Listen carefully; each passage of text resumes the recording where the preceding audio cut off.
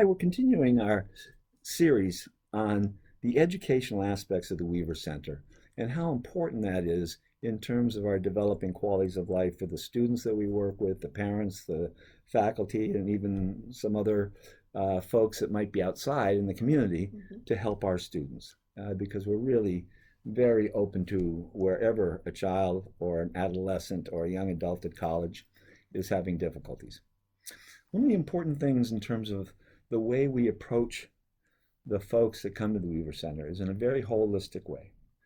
First, people come in and we review all of the information that's available, IEPs, test reports, teacher comments, parents' written descriptions, and so forth. And in our minds, as we do an initial consult, I am always looking for strengths of that child, always. Because no one is successful if you know them just by their areas of difficulty.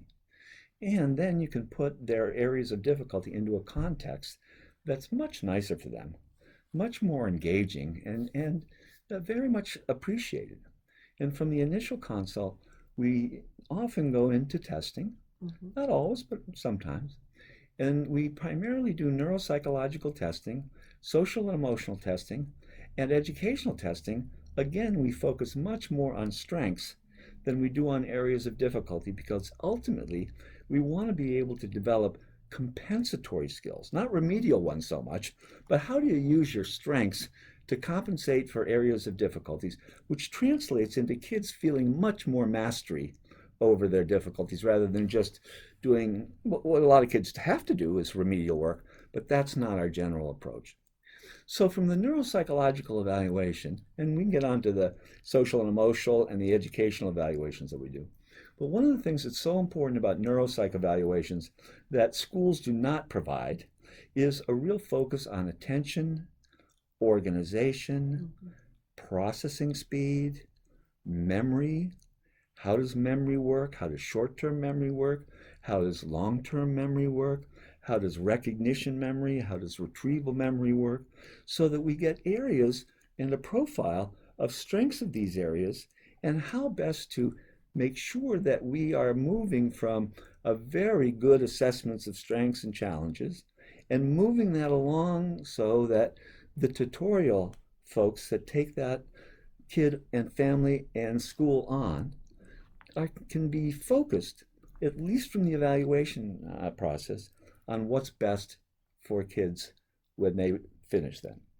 So one of the things that we might find out in the neuropsychological evaluation is that kids, some, I'm just giving an example, might have a very difficult time getting information in because of their attention. You know, they might think that they're listening, but they sometimes are not listening, or they think, and I sometimes say it, you know, or it comes out, that they're visually distracted or auditorily distracted, but many are just thought distracted. Correct. So they can be looking right at you, and you can go, okay, so begin, and they can go, begin what? Because they weren't there. Right. Or just as often, they're looking around, and you say, why don't you pay attention to what I'm telling you? And they can tell you exactly what you just said. Right. They're auditorily attentive, right?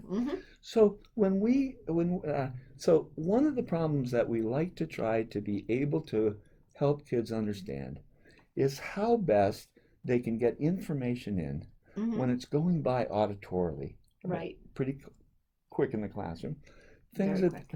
Very quick. Especially if the processing speed, which is not related to intelligence. Correct. It's how fast we process information. Right. But not related to intelligence.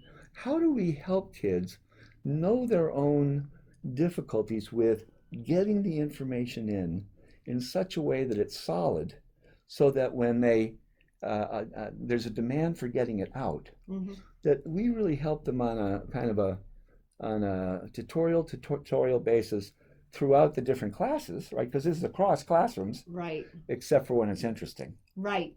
Because we know that our kids are like Lamborghinis. If the conditions are right, man, they don't have to worry about anything, right? Correct. But those Lamborghinis don't work too well in the swamp. Right.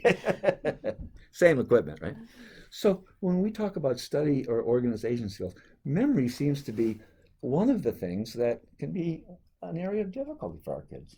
Absolutely. So how might you go approach having them know that be comfortable about knowing that rather than defensive, and what kinds of ways can they go get the information that they need for a particular class. Well, where to start is with have them grow a self-awareness. So Right. they realize that they're not paying attention. Right. And then also the second part is so they know they aren't paying attention. How can they advocate for themselves that they have missed something? Mm. How can they get what they need so that they know the material? Mm. So, for example, we might use their strengths Mhm. of Verbal skills verbal skills, or visual skills. visual skills Right. to help them around that. Right. It's interesting. I had a kid who was, I think, in fifth grade, and he had very low verbal skills because mostly we try to use verbal skills to direct our kids. Correct. But this kid really had very difficult time collecting his thoughts verbally. But he was a whiz with all the visual materials, visual motor materials and stuff like that. He knew everything there was to know about computers or building them or laser beams or space Love it. things or whatever, right? Yeah. And so, so when we're talking about how to use these difficulties, I said, so what's one of the problems that you have in class that we would like to, kind of help you with? And he says, well, I'm always in trouble. I'm the last one on my seat. Sometimes I'm out in the playground and everybody else has gone back into the, Yes. just kind of a little on the inattentive side. A little. So what we said was, I said, we were talking about different kinds of instruments. And with kids with language skills, you have to ask a lot of yes/no questions. Correct. Because they can answer a lot of stuff as long as they have to say yes or no. Mm-hmm. As soon as you say, well, what about? You go, I don't know, right?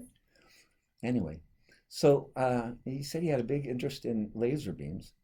And so we talked about having the aperture or the door frame be an aperture to a laser beam. Okay. So that any door that he went through, all he could see was a seat. Targeted focus. Just very Love targeted to focus, right? Yeah. Using his strengths. Okay. Yes. So the next time I saw him, this was like one time we just came across. It was a while getting there, right? Right. But he comes in. He says, "Oh, it's really, really great. I kind of see red." I sit down. I mean, it's interesting how strengths can really help kids compensate for their areas of difficulty. Yes. And it was great too because you used something he loved. That's what I love, that we really listen to our kids and we use what will work for them Right. and what will motivate them to think about things and how they think about things. Right.